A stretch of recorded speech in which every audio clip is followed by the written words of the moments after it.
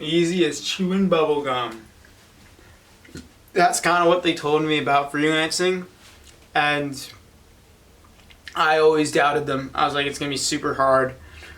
Freelancing is hard, not nearly as hard as I thought though. It's all about taking risk. So this video is really gonna be about my experience and whether you should have a regular job versus freelance.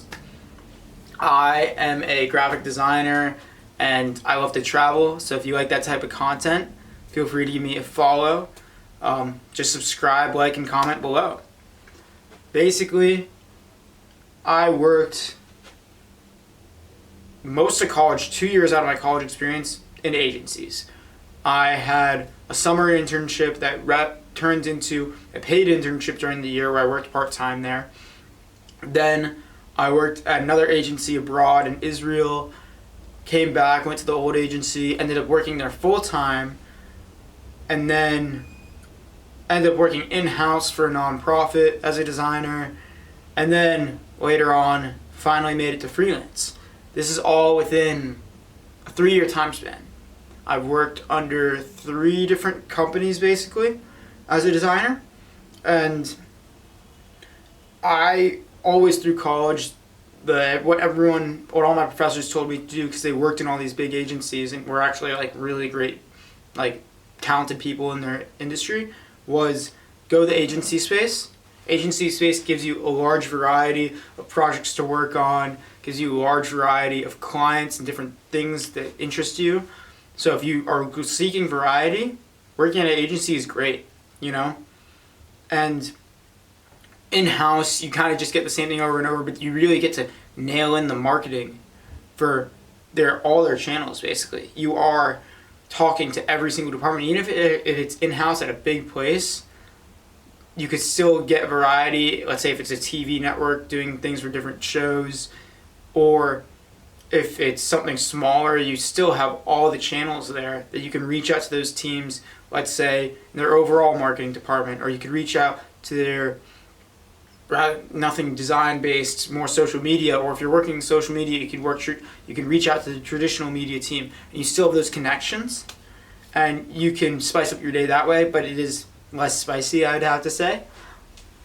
But then with freelance, you get a whole different sort of variety. You get the variety of choosing your own projects here and there, not just getting what your boss tells you and work on a client that doesn't really enthuse you, but you are still doing what you really love, designing. However, you do have to make your own schedule. And sometimes you work 20-hour days, you get 4 hours of sleep just because either client calls you have to do yourself, or if you're not taking client calls, the work itself, back and forth, generating leads, it's all on your own. And that's stressful. For me, my biggest stress is generating leads. But I somehow generate them month to month and I still get my paychecks. So that's just me. And I almost like the game of it because there's no cap. In the agency space, you kind of get given the clients you're given, and you can work your way up, which is really great. And if you're looking for high salaries, you start out really low right out of college. Like, you start out pretty low and there's a cap until you get more and more experience and work your way up through this agency. But you have to work your way up. You can't just skip levels unless if someone gets fired and they recommend you, But that's the way it is. You have to move up through levels and eventually get to a certain point, and then you can make the higher salary, but even then, there's still a cap on the salary. Unless if you have a commissions-based role, where it's like, if you bring in your own leads for the agency, that's a possibility. And then you go into there. However, it's all up to you in the end of the day. And I went to freelance because immediately out of the gate, like when you declare freelance, there is no safety net. You don't have your salary coming in, whether your client's good, client's not, whether leads are good. But with that, which is really why I was so attentive on it, was you have this uncapped earning potential.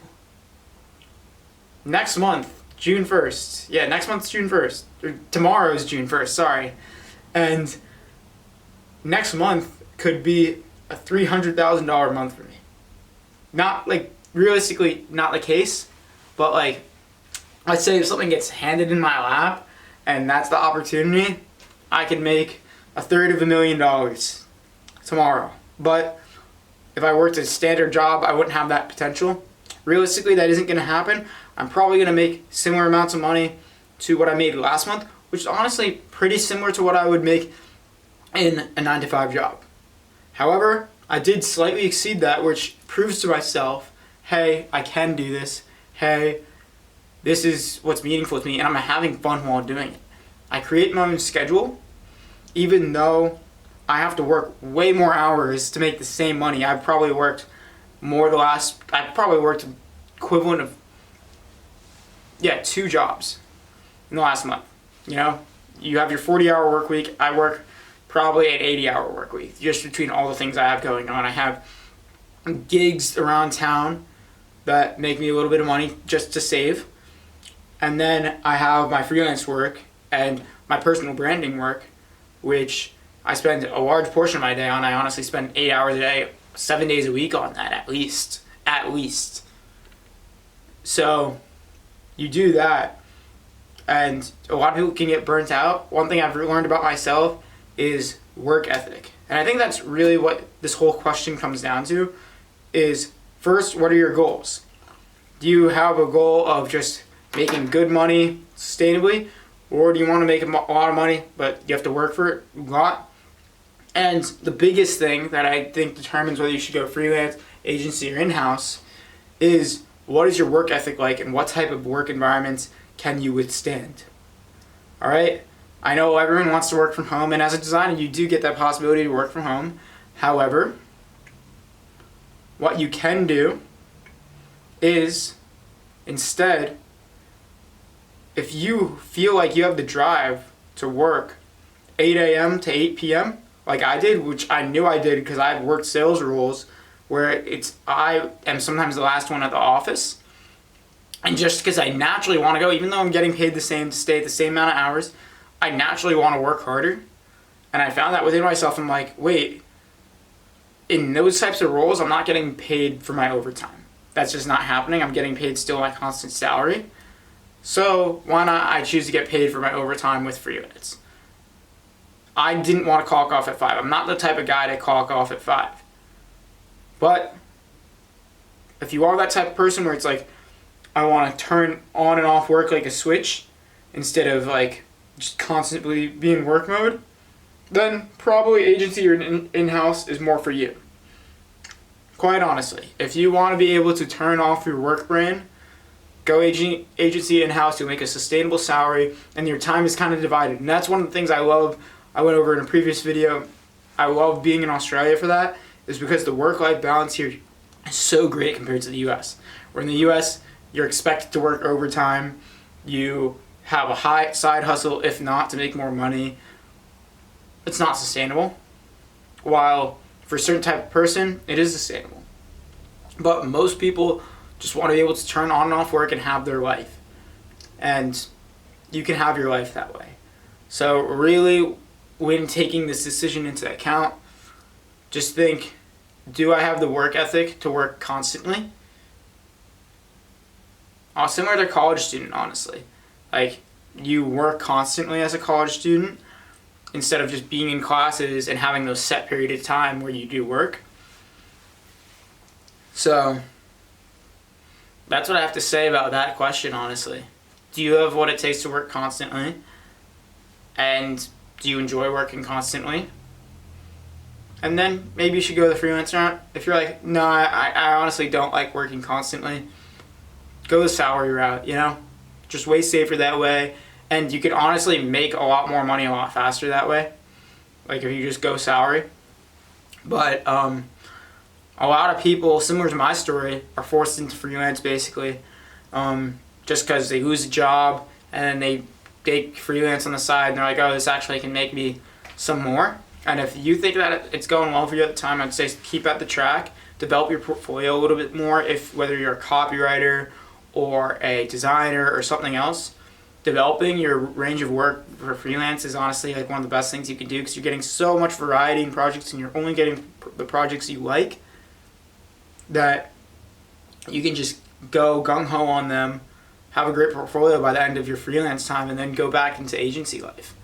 And here, I got forced into that. Not many places want to hire an American, honestly, just because my visa is a bit different here in Australia, and it doesn't allow me to work at one place for more than 6 months. So they're like, oh shit, you gotta go and do something else after you're done working with us. So that's why I'm like, all right, I need to really sit down and work on myself and do this all myself. And then I have my side gigs, of course. But yeah, that's just me. Feel free to do whatever you like, but I think the decision mostly comes down to if you can honestly say to yourself you have the work ethic for it, because then you can make more money in freelance, because at the end of the day, it is your time. If instead you want to be within these time constraints and then just expand on the potential during those time constraints, go agency or in-house. Perfect respect to all my friends who do go agency and in-house. I see actually most of them are doing that, and I've just found success in freelance right now, so I'm going to go that route. I'm by far not the best designer, and that's why those agencies always scoop up the best designers, honestly. If you think you really want just talent, and like you have talent, go agency route. For me, I knew I have a wider variety of skills, and design, I'm not the best designer in the room, so I decided, let me leverage some of my skills in marketing and leverage my skills in networking, and then go the freelance route. Hope that helped for anyone who's debating this. Feel free to DM me at Talon in Color if you do have questions about this. This lifestyle has allowed me a lot more freedom. I get to go visit all my friends all around the world on a moment's notice because I can work from my laptop. But it depends who you are, you know? If you prefer security, go the secure route. Yeah, DM me at Talon in Color. You can look at more of my travel stuff at Escape Your Hometown. Feel free to watch this video on like the keys you need to know for a service-based business. And I'll catch y'all in the next one. Hope you have an epic day.